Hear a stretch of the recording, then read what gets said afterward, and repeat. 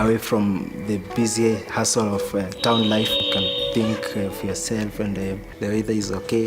It's not too cold. Even though we have a mountain here, the scenes are really nice. But no electricity and no internet connection.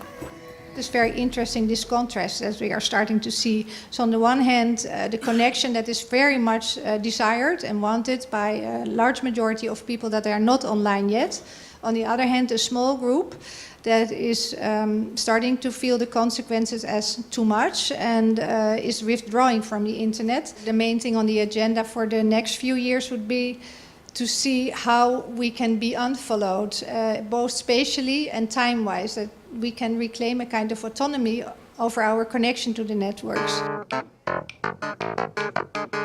We thought we make up like a website, very simple website. It's a secret diary of a scientist journaling our online behavior. Zigzagging. That's unusual. A triple click. Genius.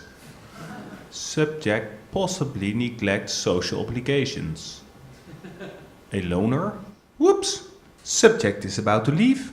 Don't go. Oh, you're back. The subject has returned.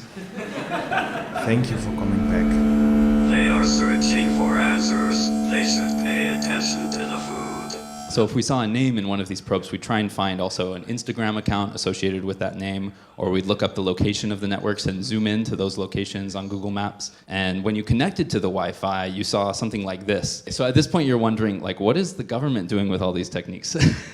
And the answer, surprisingly, is that most government research relies on pretty traditional search tools. So the NSA is just looking for people who searched for a specific keyword on the BBC News website, for example. They're not using some kind of complicated machine learning to figure this out. It's more about like having lots of data on a lot of computers and searching through it efficiently.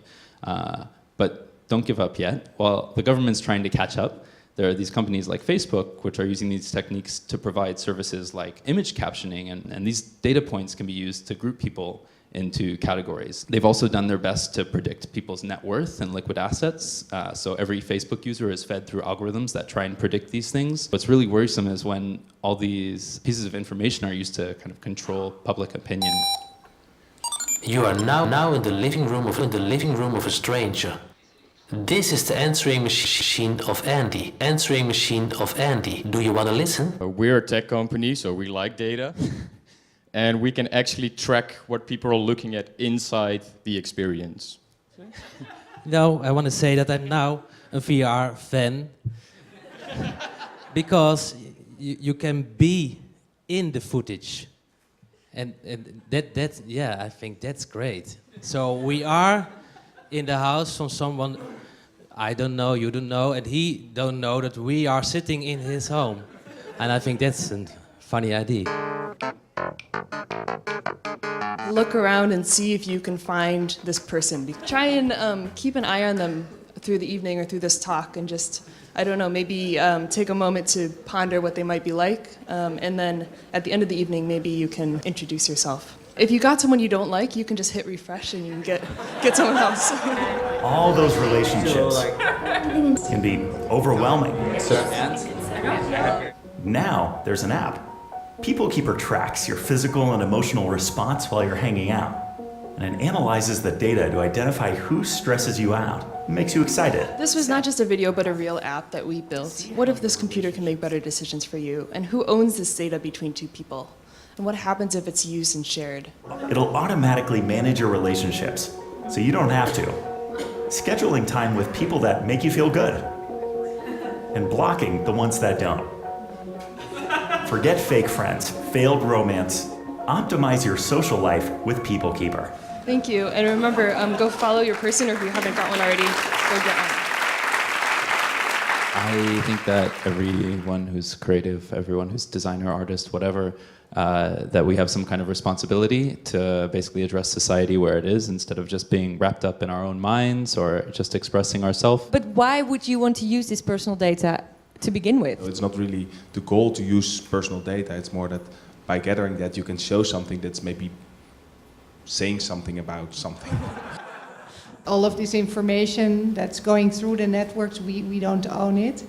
And those who own it are not particularly careful with it. So I think there are reasons to be a little bit paranoid. I think maybe we should be maybe a little bit more paranoid. Paranoia kind of implies that it's something you don't need to be afraid of, maybe, or there's not really something there. And what I think you're saying we're feeling is that there are things to be a little bit aware or fearful of, even if it's not like directly affecting you at this moment. That these systems that we are kind of agreeing to and a part of, we need to be aware of how the power in those things work. What I sense here tonight is also very important to me. It's a smell of optimism, a feeling of can-do, and this is what gets us through hard times. I sound like a preacher, don't I? Sorry about that. But it's up to the artists and designers and scientists to show us the alternative, to help imagine it and to build it. And in that sense, I feel optimism, especially in these hard times, is a moral obligation. Because optimism is the only thing that will get us out of the mess of privacy invading big capital, snooping governments, and the Donald Trumps of this world. Thank you very much for attending tonight.